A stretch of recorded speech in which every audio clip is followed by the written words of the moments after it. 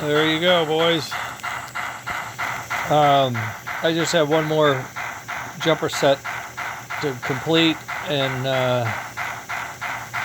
I can try to button it up. Oh yeah, it all works as expected when you get it wired right and plugged in right, and then it works. It's pretty amazing. The sound system has been pretty darn nice. It might be a little loud, but I kind of like hearing it. I haven't put the body on. I know that's going to be a dampener. I like the headlight, and I've been working on some ideas for the other lights.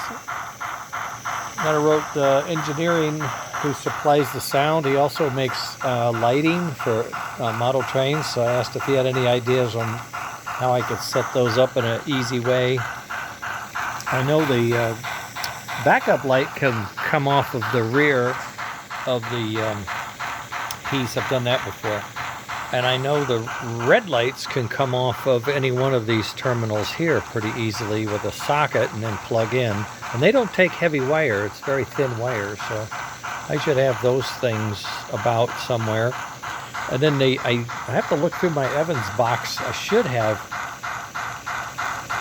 I thought I saw smoke coming from somewhere besides the stack.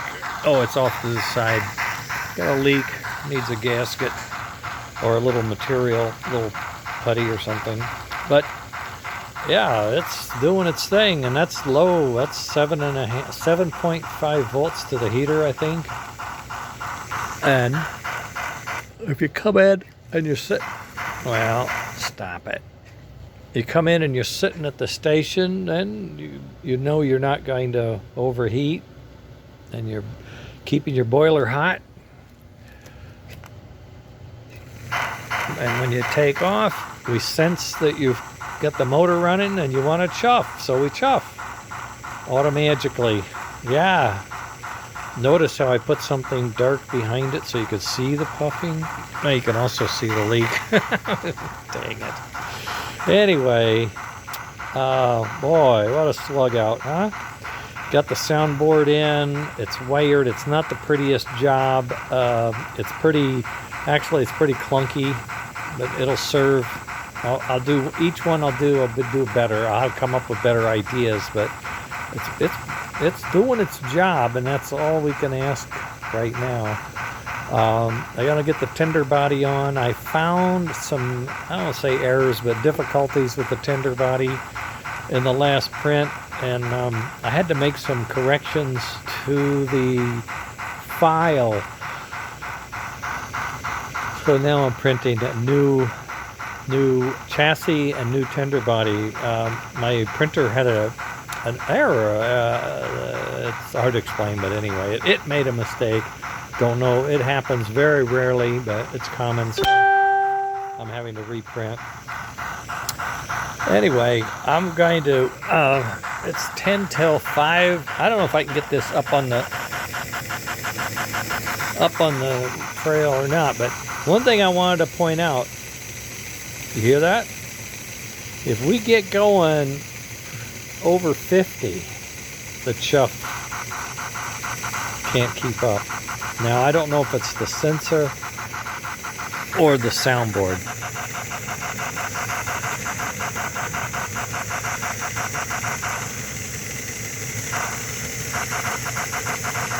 We'll have to explore that.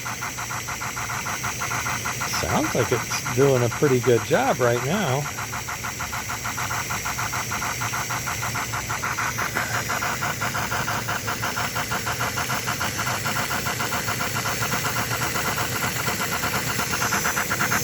At 60.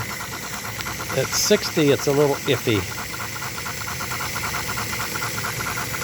Yeah, I can feel it. 70.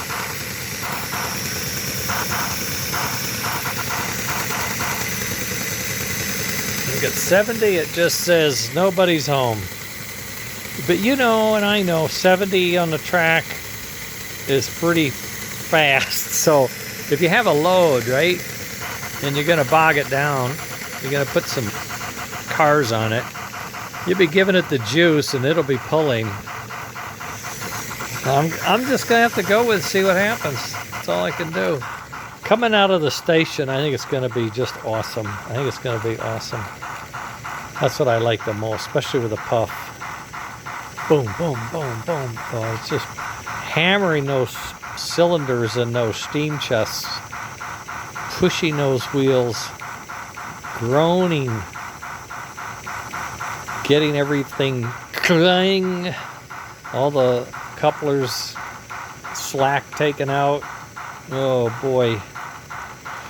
Okay, well, I'll get some more done. I'll solder this up for real and get those wires done, and then I'll try to, oh, maybe I'll try to put it in an engine shell. I happen to have a Royal Blue shell sitting right here. Let's see what happens. Uh-oh. Okay, later.